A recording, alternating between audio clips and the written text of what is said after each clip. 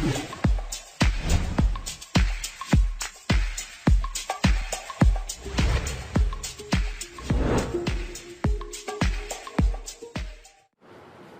students, it's Chemistry Time Learning Platform.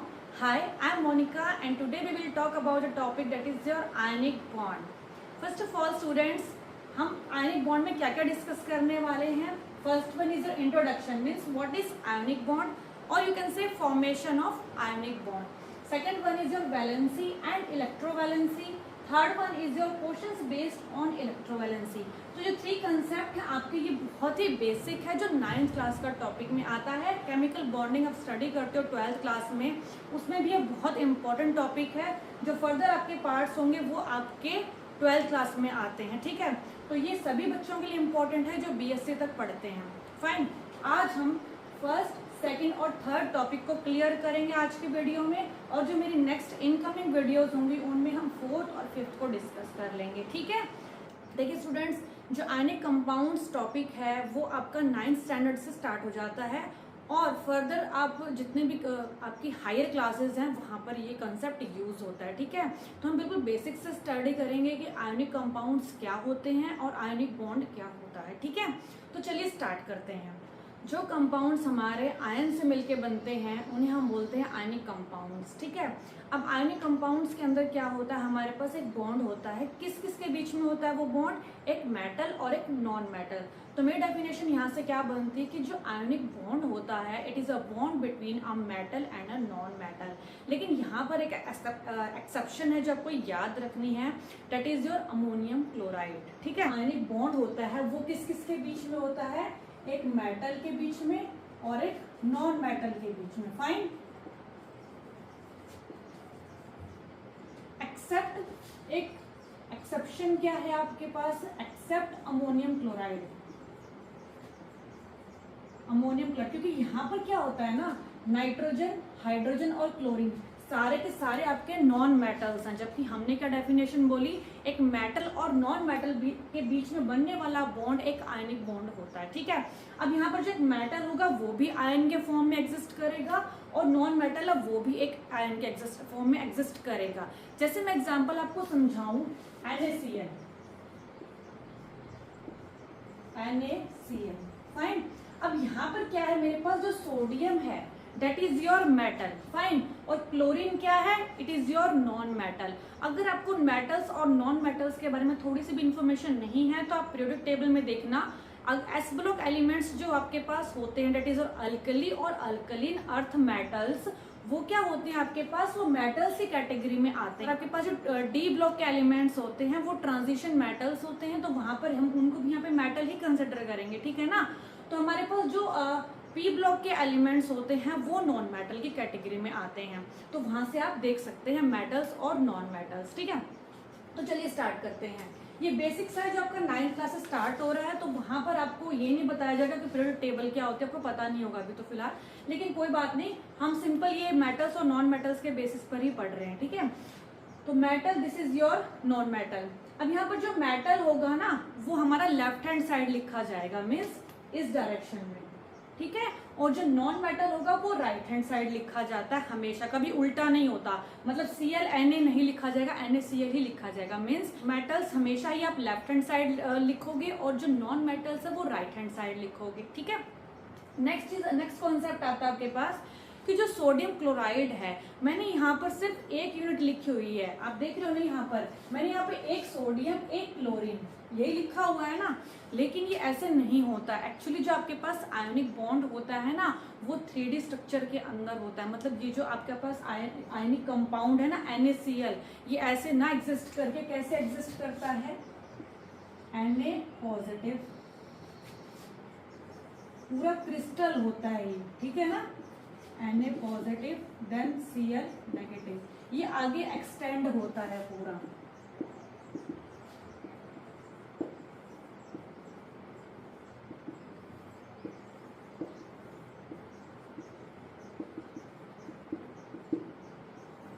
आगे ये further पूरा एक्सटेंड होता है, ठीक है ना। आगे भी ऐसे ही पूरा कंटिन्यू चलता है ये, मतलब आगे यहाँ Na पॉजिटिव, यहाँ Cl, यहाँ Na, या देन Cl, मतलब ये जो Na पॉजिटिव और Cl नेगेटिव के बीच में जो ये फोर्स ऑफ अट्रैक्शन है ना, ये सारी की सारी, इसे हम क्या कहते हैं, इसे ही हम कहते हैं आयनिक बॉन्ड,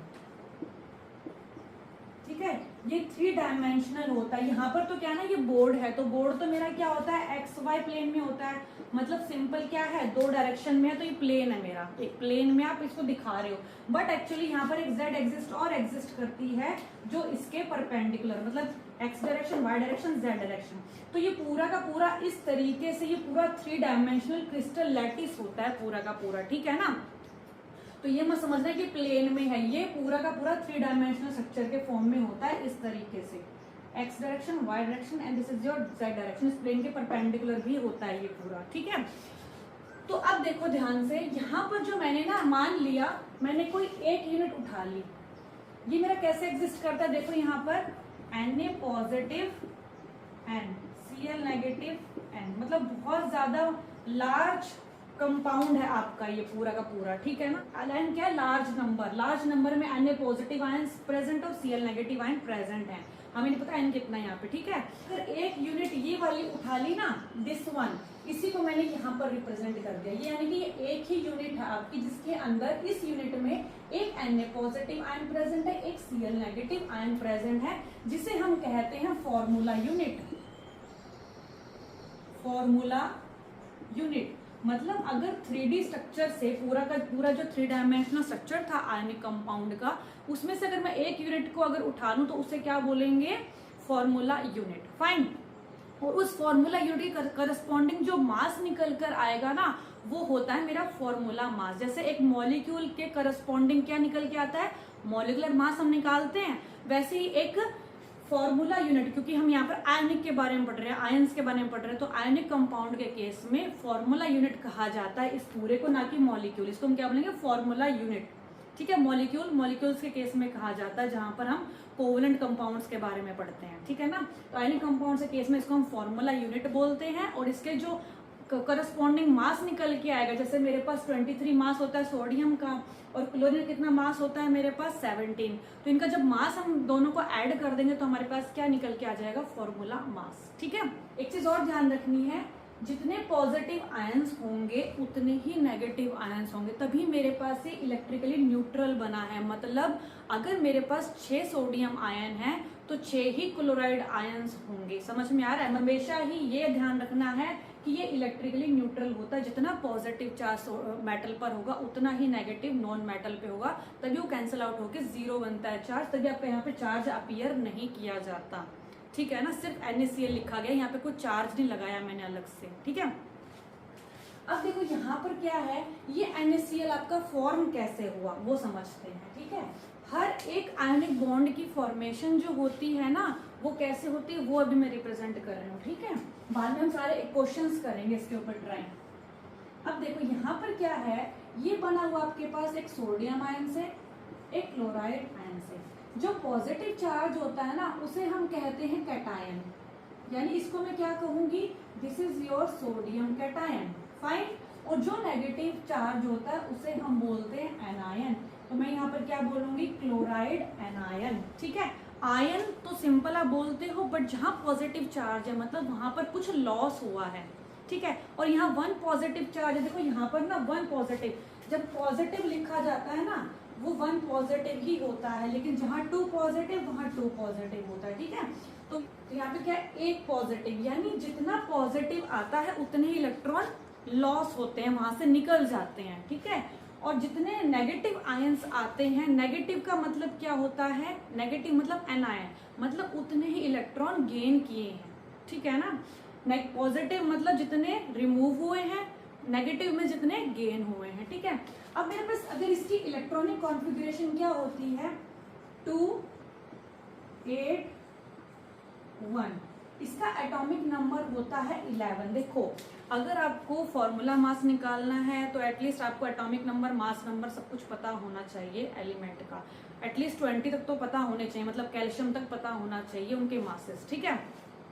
क्योंकि आपके 9th स्टैंडर्ड में तो एटलीस्ट उतना ही आता है, बाकी आप हायर स्टडीज करते हो तो आपको सारे मासेस याद होने चाहिए।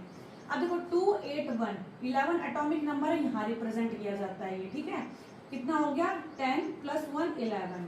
यहाँ देखो इसका क्या होता है 287, ठीक है। अब मैंने क्यों लिखा इसका भी बताती हूँ रीजन। देखो जब कोई आयनिक बॉन्ड बनता है ना, ये इन दोनों के बीच में जो ये आयनिक बॉन्ड की फॉर्मेशन हो रही है NaCl, इसको हम ऐसे रिप्रेजेंट कर रहे हैं, लेकिन अगर हम इसको खोल के रिप्रेजेंट करें तो कैसे निकलेगा ये Na पॉजिटिव Cl नेगेटिव। अब इन दोनों के बीच में जो ये बॉन्ड है ना, this is your ionic bond. Ionic bond को और भी नाम से बुलाया जाता है, कई बार लिख देंगे, कई बार कंफ्यूजन हो जाती है। आयनिक बॉन्ड को इलेक्ट्रोवैलेंट बॉन्ड भी बोलते हैं, इलेक्ट्रोवैलेंट बॉन्ड। एक और नाम से जानते हैं कूलम्बिक इंटरेक्शन या फिर कोलम्बिक अट्रैक्शन फोर्स भी बोलते हैं इसको, ठीक है। तो बहुत सारे नाम होते हैं तो वो ध्यान रखने हैं आपको, मैंने सारे लिख दिए हैं। Coulombic attraction force. अब ये आयनिक बॉन्ड की फॉर्मेशन, इनमें से आपको कुछ भी दिया जा सकता है। 9th स्टैंडर्ड में आपका इन दोनों नाम से रिप्रेजेंट है, बाकी हायर स्टडीज में आपको सारा नाम याद होना चाहिए, ठीक है। Ionic bond, electrovalent bond, coulombic interaction, coulombic attraction force, जहां ये चारों नाम आ जाते हैं इसका मतलब आयनिक बॉन्ड ही बन रहा है वहां पे। फाइन। अब देखो नेक्स्ट क्या है, मेरे पास इस बॉन्ड की फॉर्मेशन ही क्यों हुई। पहली बार देखो मेटल्स की, जो मेटल्स होते हैं ना उसकी टेंडेंसी क्या होती है इलेक्ट्रॉन लॉस करने की, और जो नॉन मेटल्स होते हैं उनकी टेंडेंसी होती है इलेक्ट्रॉन गेन करने की। हर बार ऐसा ही होगा। देखो यहाँ पर इसने क्या किया, इसके पास एक इलेक्ट्रॉन है, अगर इसने अपना एक इलेक्ट्रॉन लॉस कर दिया तो क्या इसका ऑक्टेट कंप्लीट नहीं हो जाएगा। मतलब हर चीज चाहती है ना कि मैं तो स्टेबल हो जाऊं, और स्टेबिलिटी के लिए क्या करता है वो अपना ऑक्टेट को कंप्लीट करता है। ऑक्टेट मतलब 8 आना चाहिए उसके लास्ट में, ठीक है। 281। अब एक इलेक्ट्रॉन निकालना आसान है, थोड़ी सी हम एनर्जी देंगे, उसको आयनाइजेशन एनर्जी बोलते हैं। नहीं पता तो कोई दिक्कत नहीं, सिंपल आप एनर्जी बोल सकते हो। थोड़ी सी एनर्जी देते ही इलेक्ट्रॉन क्या हो जाएगा यहाँ से लॉस, यानी कि 1 इलेक्ट्रॉन लॉस हुआ, तो मैंने यहाँ पे क्या लिख दिया +1, ठीक है ना। तो इसका मतलब अब क्या बन गया ये Na, इसको क्या बोलेंगे हम अब Na पॉजिटिव। ये तो मेरे पास किसकी इलेक्ट्रॉनिक कॉन्फ़िगरेशन थी, सोडियम मेटल की, ठीक। 281 जिसका 11 एटॉमिक नंबर था। अब मैंने उसमें से एक इलेक्ट्रॉन लॉस कर दिया तो आपके पास क्या बन गया Na पॉजिटिव, ठीक। इसी तरीके से ये मेरे पास किसका है एटॉमिक नंबर, क्लोरीन का जो होता है 17। 287 कितना हो गया 17। अब सिंपल वही बात कि इसको भी अपना ऑक्टेट कंप्लीट तो करना है, लेकिन मैं 7 इलेक्ट्रॉन निकाल दूं एटम में से, दैट इज वेरी डिफिकल्ट, क्योंकि बहुत ज्यादा एनर्जी देनी पड़ेगी। यहाँ पर अगर मेरे पास ये न्यूक्लियस है, यहाँ पर ये 2 इलेक्ट्रॉन है, यहाँ पर ये 7 इलेक्ट्रॉन है। फाइन। अब यहाँ से इस इलेक्ट्रॉन को निकाल, क्योंकि ये क्या है न्यूक्लियस से बाइंड है, बंधा हुआ है, इसको यहाँ से निकालना थोड़ा डिफिकल्ट है, जबकि आउटर मोस्ट से ही निकालते हैं हमेशा जो बाहर वाला है। क्योंकि मैंने यहाँ पर भी देखो पॉजिटिव 2 इलेक्ट्रॉन थे आपके पास, यहाँ पर कितने थे 8 इलेक्ट्रॉन, सॉरी यहाँ पर एक बीच में बना लेना, यहाँ पर थे 8 2 8 7, ठीक है। 2 8 आगे आपके पास फर्दर कितने थे 1 इलेक्ट्रॉन। आउटर मोस्ट शेल से जब आप इलेक्ट्रॉन निकालते हो ना उसी को आयनाइजेशन एनर्जी बोलते हैं। अब देखो यहाँ पर ये तो इससे फोर्स ऑफ अट्रैक्शन, ये भी इससे बंधा हुआ है, लेकिन ये भी इससे बंधा हुआ है, लेकिन इसको निकालना इजी है एज कम्पेयर टू दिस, क्योंकि यहाँ पर हम सिर्फ एक इलेक्ट्रॉन को एनर्जी दे रहे हैं निकालने के लिए, यहाँ 7 इलेक्ट्रॉन है, कितनी ज्यादा एनर्जी देनी पड़ेगी। इसलिए हम क्या करते हैं, बेटर क्या होता है ये लॉस ना करके एक इलेक्ट्रॉन गेन कर ले, मतलब इससे कोई ऐसा मिल जाए जिसको एक इलेक्ट्रॉन दे दे, कि मतलब इसने कहा कि तू मुझे एक इलेक्ट्रॉन दे दे, तेरा भी ऑक्टेट कंप्लीट और मेरा भी ऑक्टेट कंप्लीट, तो इसका कितने हो जाएंगे यहाँ पर इलेक्ट्रॉन गेन करते ही क्या बन जाएगा ये 288। कैसे बनेगा देखो 2 8 एक इलेक्ट्रॉन गेन किया 8, ये किसका हो गया Cl नेगेटिव का। तो मैं ये बोल सकती हूँ कि सोडियम आयन ने एक इलेक्ट्रॉन दिया किसको, सोडियम आयन ने इलेक्ट्रॉन दिया किसको Cl नेगेटिव को, और ये क्या फॉर्मेशन होगी 288। तो मैं ये कह सकती हूँ यहाँ पर सोडियम ने इलेक्ट्रॉन दिया Cl को, क्या बन गया Cl नेगेटिव। इसने इलेक्ट्रॉन दिया 1 पॉजिटिव चार्ज आ गया, इलेक्ट्रॉन किसको दिया Cl को, ताकि दोनों के दोनों का क्या हो जाए ऑक्टेट कंप्लीट हो जाए।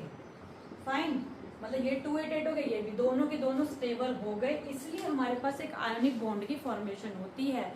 अब जो ये इसकी इलेक्ट्रॉन गेन करने की टेंडेंसी होती है उसे बोलते हैं इलेक्ट्रॉन एफिनिटी, ठीक है। और इसके इलेक्ट्रॉन देने की टेंडेंसी को क्या बोलते हैं, आयनाइजेशन एनर्जी, जो हायर स्टडीज में हम पढ़ते हैं। ठीक है, सिंपल इतना ही बेसिक था फिलहाल तो, कि यहाँ पर एक इलेक्ट्रॉन लॉस कर रहा है, ये गेन कर रहा है। ठीक, नेक्स्ट है इलेक्ट्रोवैलेंसी। इलेक्ट्रोवैलेंसी देखो, जैसे हम को अलग अलग नाम होते हैं, वैसे सिंपल हम वैलेंसी नाम से जानते हैं। सिंपल वैलेंसी सुना होगा आपने। वैलेंसी को अगर आयनिक कंपाउंड्स के अंदर यूज करते हैं तो उसको हम बोलते हैं इलेक्ट्रोवैलेंसी, क्योंकि इलेक्ट्रोवैलेंट बॉन्ड बोला है ना हमने, तो इलेक्ट्रोवैलेंसी बोलेंगे। अगर हम कोवलेंट कंपाउंड्स में यूज करते हैं वैलेंसी टर्म को तो हम कोवैलेंसी बोलते हैं। ठीक है, वहां पर हम क्या करते हैं, कोवलेंट कंपाउंड्स में शेयरिंग करते हैं आपस में, एटम्स मतलब एलिमेंट्स के बीच में क्या होती है, शेयरिंग होती है। लेकिन यहाँ पर क्या हो रहा है, एक ने दिया और एक ने लिया। ठीक है ना, तो चलिए स्टार्ट करते हैं इलेक्ट्रोवैलेंसी।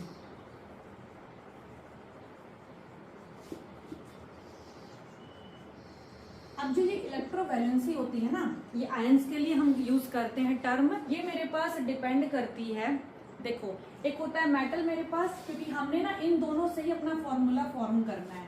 एक मेरे पास है मेटल, एक मेरे पास है नॉन मेटल। ठीक है ना, अब मेरे पास जो मेटल होता है ना, उसके जितने आउटर इलेक्ट्रॉन्स होंगे, मेटल के जितने भी आउटर इलेक्ट्रॉन्स होंगे और इसके 8 माइनस आउटर इलेक्ट्रॉन्स, ये एक ट्रिक आपके पास, आपको ऐसे ही निकालनी है। वैलेंसी भी ऐसे ही निकलती है आपकी। ठीक है, लेकिन हम इलेक्ट्रोवैलेंसी आयनिक कंपाउंड्स के बारे में पढ़ रहे हैं। इट इज फॉर आयंस, ये आयंस के लिए यूज होती है। दूसरी बात, मेटल के लिए आप वैलेंसी कैसे निकालोगे, मतलब इलेक्ट्रोवैलेंसी कैसे फाइंड आउट करेंगे, उसके जो भी आउटर बाहर वाले इलेक्ट्रॉन्स होंगे, एटॉमिक नंबर लिखोगे, एटॉमिक नंबर में जो बाहरी इलेक्ट्रॉन्स होंगे वही मेटल के होंगे। ठीक है, मेटल की वही इलेक्ट्रोवैलेंसी होगी। और नॉन मेटल की इलेक्ट्रोवैलेंसी कैसे निकालोगे, 8 माइनस आउटर इलेक्ट्रॉन्स। फाइन, तो एक चीज और है, ये डिपेंड करती है इलेक्ट्रोवैलेंसी आपकी डायरेक्टली प्रोपोर्शनल, मतलब कि डिपेंड करती है, या फिर आप ऐसे लिखो, it depends upon magnitude of charge. Depends upon magnitude मतलब पॉजिटिव नेगेटिव साइन, इसका मतलब होता है पॉजिटिव नेगेटिव साइन। ठीक है, ऑफ चार्ज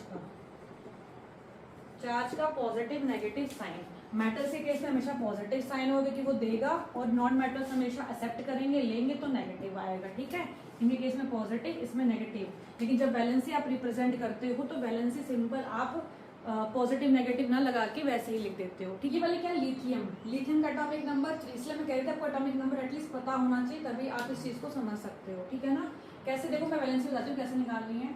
एटॉमिक नंबर क्या होता है, 3, यानी कि 2 1, इसकी वैलेंसी क्या हो जाएगी, 1, क्योंकि मैंने अभी लिखा था कि मेटल्स के केस में क्या करोगे आप, जो आउटर इलेक्ट्रॉन्स होंगे ना, आउटर इलेक्ट्रॉन्स, वही आपकी वैलेंसी होगी। फाइन, तो कितना हो जाएगा, 1 वैलेंसी।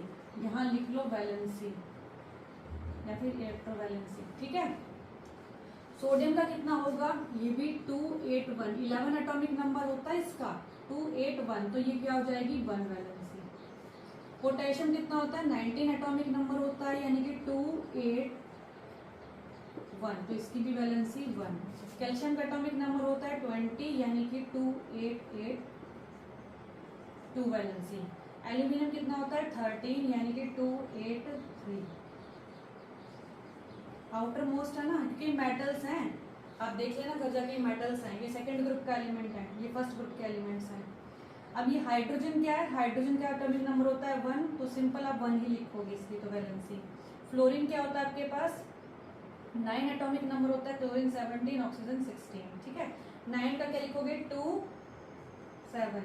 ठीक है, अब मैंने को क्या कहा था, फ्लोरीन एक नॉन मेटल है, पता होना चाहिए तो नॉन मेटल्स कौन से, नॉन मेटल्स कौन से हैं। ठीक है ना, तो नॉन मेटल्स के केस में कैसे करोगे, जो पी ब्लॉक के हैं जनरली वो नॉन मेटल्स होते हैं, तो पी ब्लॉक में आता है आपका फ्लोरीन। ठीक है, फ्लोरीन ब्रोमीन आयोडीन, जो एक ग्रुप में आते हैं टॉप टू बॉटम, उनकी सबकी वैलेंसी सेम होती है, जैसे कि लिथियम, सोडियम, पोटेशियम। ठीक है, इनकी 1 ही आएगी क्योंकि एक ही ग्रुप के हैं सारे, देखना आप घर जाके।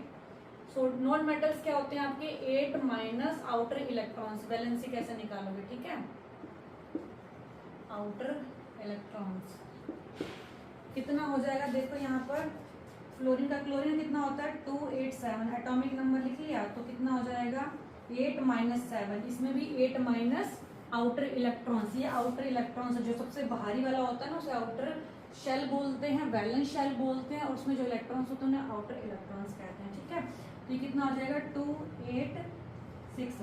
नॉन मेटल है ऑक्सीजन, तो क्या करोगे 8 - 6 कितना आ जाएगा 2। ठीक है, नॉन मेटल मेटल पता होना चाहिए बस आपको। सल्फर ऑक्सीजन के नीचे ही आता है, ठीक है ना, तो इसका भी क्या हो जाएगा 16 एटॉमिक नंबर होता है 2 8 6। ठीक है, तो कितना आ जाएगा इसका भी वैलेंसी 2। फाइन, क्योंकि 8 - 6 करोगे यहाँ पे नॉन मेटल है, ये भी नाइट्रोजन भी नॉन मेटल है 2 5 7 एटॉमिक नंबर होता है, फॉस्फोरस का 15 होता है। ठीक है, ये भी सेम ग्रुप के नाइट्रोजन फॉस्फोरस, देख लेना आप सारा पीरियोडिक टेबल। ये भी एक नॉन मेटल है नाइट्रोजन, तो कितना आ जाएगा 8 - 5 कितना आ जाएगा 3। फॉस्फोरस के केस में क्या आएगा 2 8 5 15 एटॉमिक नंबर होता है, तो 8 - 5 करोगे तो कितना आ जाएगा 3। ये भी नाइट्रोजन फॉस्फोरस सेम ही ग्रुप के हैं। ठीक है, कार्बन का कितना होता है 6 एटॉमिक नंबर, तो कितना आ जाएगा 4 लिख लो, सिंपल है 8 - 4 4 ही आना है आपका, नॉन मेटल है वैसे भी। ठीक है, सिल्वर। अब ये जो होते हैं ना, ये आपके पास होते हैं ट्रांजिशन मेटल, यानी डी ब्लॉक के एलिमेंट जो बीच में होते हैं। जैसे यहाँ पर आपके पास होता है ना, यहाँ एस ब्लॉक मिलेगा आपको, यहाँ मिलेगा आपको डी ब्लॉक, यहाँ मिलेगा आपको पी ब्लॉक। ये वाले होते हैं आपके पास जनरली नॉन मेटल्स, क्योंकि इसमें मेटलॉइड्स भी होते हैं, आपने पढ़ा होगा। तो एस ब्लॉक जो होता है उसमें सारे मेटल्स होते हैं, और ये वाले भी मेटल्स ही होते हैं, जिन्हें ट्रांजिशन मेटल्स कहते हैं। ट्रांजिशन इसलिए बोलते हैं क्योंकि वेरिएबल वैलेंसी शो करते हैं ये। सिल्वर, कॉपर, मरकरी, ये देखो silver, copper, mercury, iron, zinc. अब इनके एटॉमिक नंबर देख लो कितने होते हैं 13। को समझाना थोड़ा डिफिकल्ट है, लेकिन मैं समझा देती हूँ, लेकिन आप सिर्फ वैलेंसी याद कर लेना इनकी। ठीक है, समझ आ गए तो अच्छी बात है, अदरवाइज वैलेंसी याद कर लो।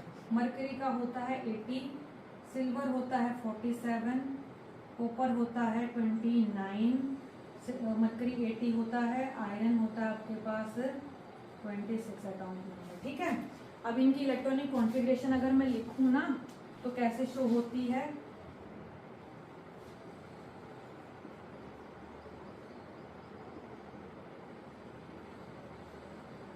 क्रिप्टॉन का होता है 36 जो कि एक नोबल गैस है। ठीक है, 4d10 5s1 जो outermost that is your 1, तो इसकी वैलेंसी कॉपर की 1 और 2 होती है, मरकरी की भी 1 और 2, दोनों वेरिएबल ऑक्सीडेशन स्टेट शो करते हैं। के पास वो सिंपल होता है उसका, तो नियॉन ऑर्गन, जो ऑर्गन होता है उसका 18 एटॉमिक नंबर होता है, नोबल गैस है 18 प्लस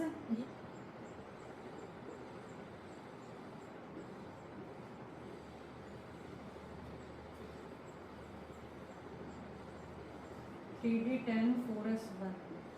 ठीक है, 18 प्लस 10 प्लस 1 कितना होगा 29। तो ये भी वेरिएबल जो 1 शो करनी चाहिए, लेकिन 2 करती है। इसके हम हायर स्टडीज में देखते हैं कि क्यों करता है ऐसा, बट अभी फिलहाल आपको याद रखना है सब। ठीक है ना, जिंक के लिए हम यूज करते हैं 2 ऑक्साइड पास। ठीक है, मैं आपको इसका फिर भी बता देती हूँ। ऑर्गन होता है 3d6 4s2, तो यहाँ पर ये 2 भी शो करता है और एक यहाँ से निकल 3 भी शो करता है। बाद की बात है वो कैसे शो करता है आपका। ठीक है, अब आपको जस्ट याद ही रखना है 30 होता है आपके पास, तो ये भी आपके पास ऑर्गन होता है 18 3d10 4s2। आप बहुत ज़्यादा कंफ्यूज हो जाओगे, इसलिए ज़्यादा याद मत करो, सिंपल आपको ये ट्रांजिशन मेटल्स है, मैंने आपको बता दिया। डी ब्लॉक के एलिमेंट्स आते हैं, तो यहाँ पर ये वेरिएबल ऑक्सीडेशन स्टेट शो करते हैं। 2 और 3 दोनों शो करता है, 1 2 1 2 1। ठीक है, तो सिंपल याद करने के तरीके हैं, इस तरीके से याद करोगे। अदरवाइज अभी 9th स्टैंडर्ड में जो बच्चे हैं वो डायरेक्ट इस चीज़ को याद करेंगे। ठीक है, अब लिखो राइटिंग द फॉर्मूले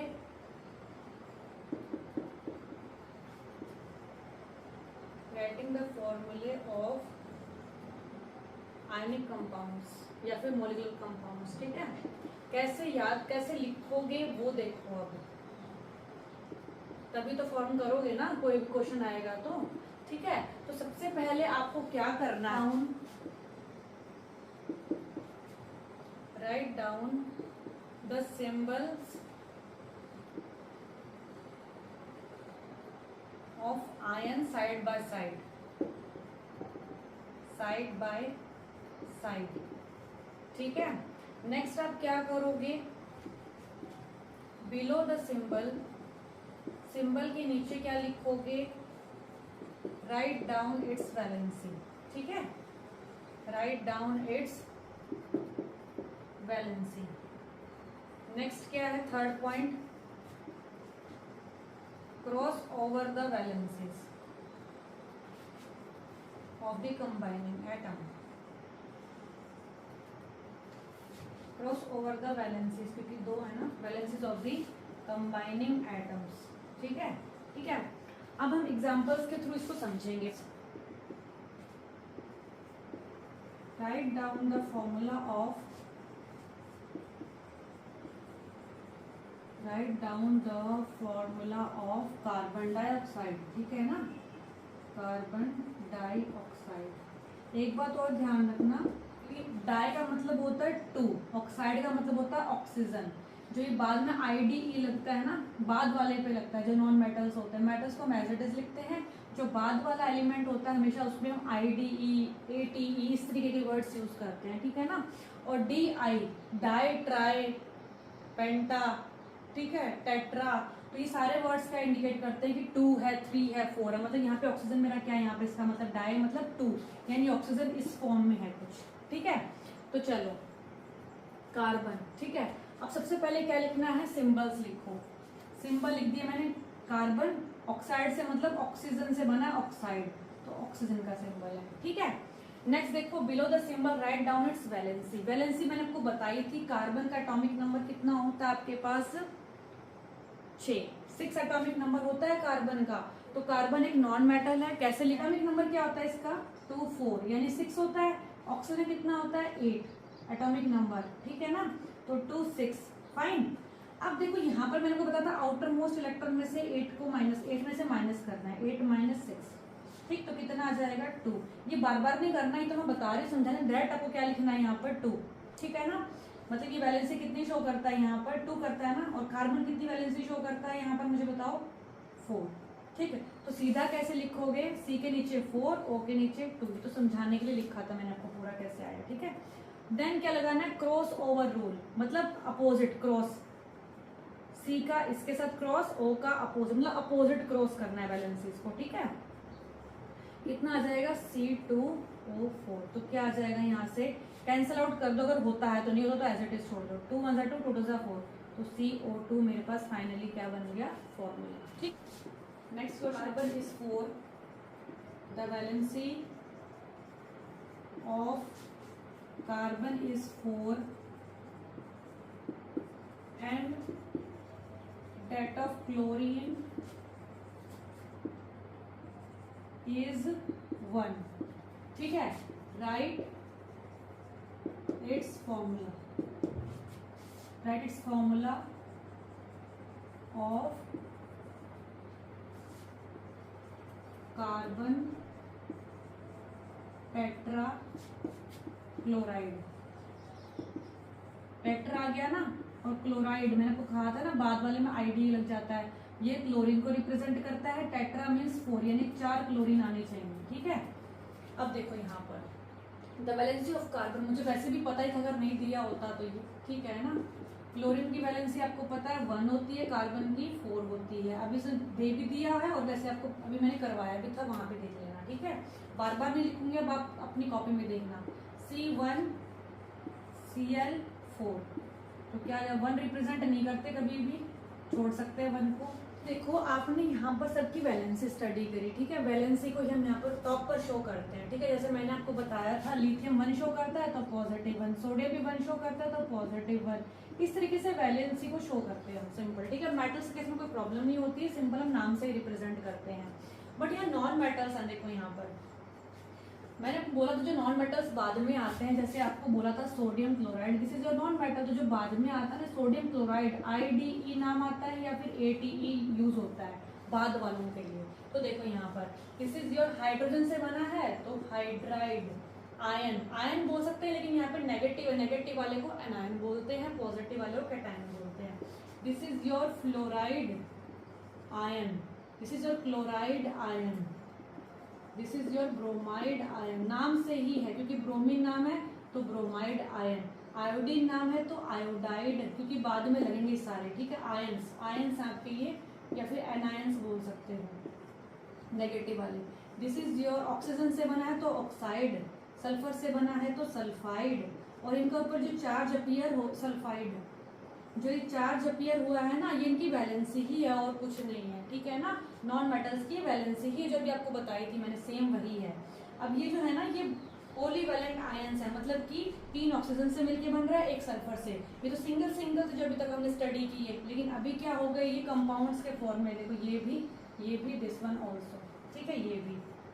ये तो वही है नाइट्रोजन की जो वैलेंसी होती है, इसको हम बोलते हैं नाइट्राइड, इसको हम बोलते हैं फॉस्फोरस से बना है फोस्फाइड, एंड दिस इज योर, क्योंकि यहाँ फॉस्फोरस है तो सिंपल फोस्फेट। तो कुछ क्वेश्चंस ट्राई करते हैं इसके बेस, ठीक है। आपको ये पता होना चाहिए कि direct names. Right the formula of aluminium sulphate, first question है आपके पास, ठीक है। तो आंसर लिखते हैं हम पहले फर्स्ट का। फर्स्ट क्या है आपके पास, एल्यूमिनियम सल्फेट। देखो यहाँ पर एल्यूमिनियम मैंने अभी आपको बोला था कौन सी वैलेंसी शो करता है, देखो +3, और सल्फेट कौन सी वैलेंसी शो करता है, देखो यहाँ पर सल्फेट -2, ठीक है। तो फॉर्मूला क्या बनेगा आपके पास, Al2SO4 थ्राइस, तो क्या बन जाएगा Al2SO4, और ये ब्रैकेट में लिखना है क्योंकि ये पूरा पॉलीवैलेंट है, बहुत सारे एटम से मिलके बना हुआ है, इसलिए पॉलीवैलेंट है, ठीक है। सल्फेट, एल्यूमिनियम सल्फेट, तो ये आपके पास आंसर हो गया। क्या है सेकंड आंसर, क्या आपके पास, the valency of 2 elements A and B are given below. A की वैलेंसी आपको दी हुई है प्लस, B की वैलेंसी दी हुई है +2, right formula of sulphate of A, ठीक है। अब मेरे पास A की वैलेंसी कितनी दी हुई है +1, सल्फेट ऑफ A लिखना है, यानी कि A के साथ आपको सल्फेट यूज करके पूरा फॉर्मूला बनाना है। सल्फेट की वैलेंसी कितनी होती है 2, तो क्रॉस ओवर कर दो तो क्या बन जाएगा A2SO4, ठीक है। ये फर्स्ट का हो गया। अब ये है आंसर सेकंड का आपका फर्स्ट हो गया। सेकंड वाला करते हैं हम, ये कैसे होगा, formula of nitrate of B, nitrate this is sulphate, अब बी के साथ लिखना है, तो बी की वैलेंसी क्या है आपके पास +2, ठीक है, और नाइट्रेट ऑफ बी लिखना है, मतलब इसके साथ नाइट्रेट यूज करके, जो IDE जो आपके बाद वाले हैं, मतलब कि बाद में जो आएगा उसके लिए है। नाइट्रेट के लिए क्या है आपके पास, नाइट्रेट का क्या होता है, देखो यहाँ पे नाइट्रेट, ये रहा, नाइट्रेट के लिए क्या होता है -1 वैलेंसी, तो क्रॉस ओवर करके क्या लिखोगे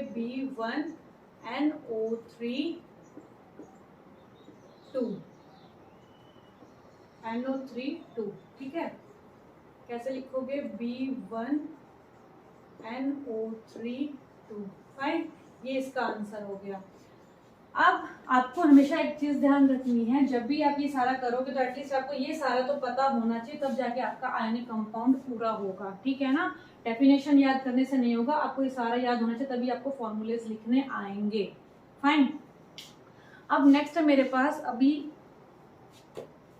पास एक पोर्शन है इसका, that is your properties of ionic compounds, या फिर आप बोल सकते हो characteristics of the ionic compounds, वो हम नेक्स्ट लेक्चर में स्टडी करेंगे, ठीक है।